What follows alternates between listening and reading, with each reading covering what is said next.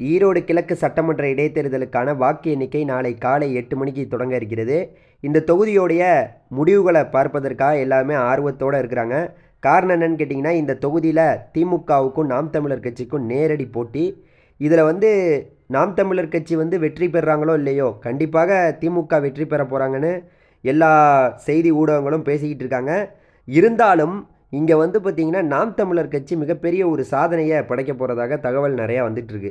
அதாவது பார்த்திங்கன்னா, கிட்டத்தட்ட ஓட்டு பார்த்திங்கன்னா அதிகமான ஓட்டை பார்த்திங்கன்னா கண்டிப்பாக நாம் தமிழர் கட்சியை சேர்ந்த அங்கே வேட்பாளராக நிறுத்தப்பட்ட சீதாலட்சுமி அவர்கள் வாங்குவதற்கான வாய்ப்பு இருக்குதுன்னு சொல்கிறாங்க.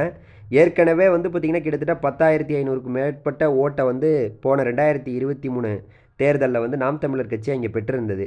இந்த முறை பார்த்திங்கன்னா யாருமே, அதாவது பார்த்திங்கன்னா அதிமுக இங்கே நாங்கள் போட்டியிட மாட்டோம் அப்படின்ட்டாங்க, பாஜக போட்டியிட மாட்டேன்ட்டாங்க, விஜய் கூட இப்போ அரசியல் ஆரம்பித்தவர் அவர் கூட நிற்கலை. ஆனால் நாம் தமிழர் கட்சி இந்த இடத்துல கண்டிப்பாக நிற்கணுன்ட்டு நின்னாங்க. இந்த இடத்துல பார்த்திங்கன்னா நின்னது மட்டும் இல்லாமல் பெரியாரை கிளின்னு கிழிச்சு விட்டார் சீமானு. அதாவது ஈரோடு தான் பெரியார் பிறந்த மண்ணுன்னு சொல்கிற இடத்துல அங்கே கிளின்னு பெரியாரை கிழிச்சு விட்டார். இந்த சர்ச்சைக்கு இடையே ஏற்கனவே பார்த்திங்கன்னா நாம் தமிழர் கட்சி 2023 இடைத்தேர்தலில் 10,827 ஓட்டு வாங்கியிருக்கு.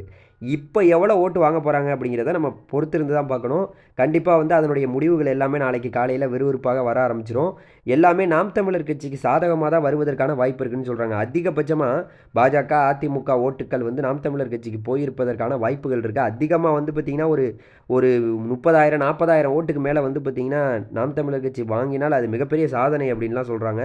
ஏன்னா பார்த்திங்கன்னா இந்த இடத்துல நம்ம ரொம்ப முக்கியமாக கவனிக்க வேண்டியது பெரியார் விவகாரம். அதாவது பெரியாரை சீமான் பேசின விவகாரம் சோசியல் மீடியா முழுக்க பரபரப்பாக இருந்தது. இதை திமுகவும் இதை தக்க வச்சுக்கிட்டு பெரியார் பற்றி பேசுகிறதுக்கு விமர்சனத்துக்கு பதில் சொல்கிறத பற்றி பெருசாக பேசலைனாலுமே இது ஒரு சர்ச்சையாகவே சோசியல் மீடியாவில் பரவிக்கிட்டு இருந்தது. இதெல்லாம் வச்சு சீமான் அவர்களுக்கு இன்னும் எத்தனை பேர் சீமான் நாம் தமிழர் கட்சியை ஆதரிச்சிருக்காங்க அப்படிங்கிறத பார்த்திங்கன்னா இந்த தேர்தலில் நம்ம முடிவோடு தெரிஞ்சுக்கலாம். காலை இணைந்திருங்கள். காலையில் நம்ம தேர்தலோட முடிவுகளை தெரிஞ்சுக்கலாம். நன்றி.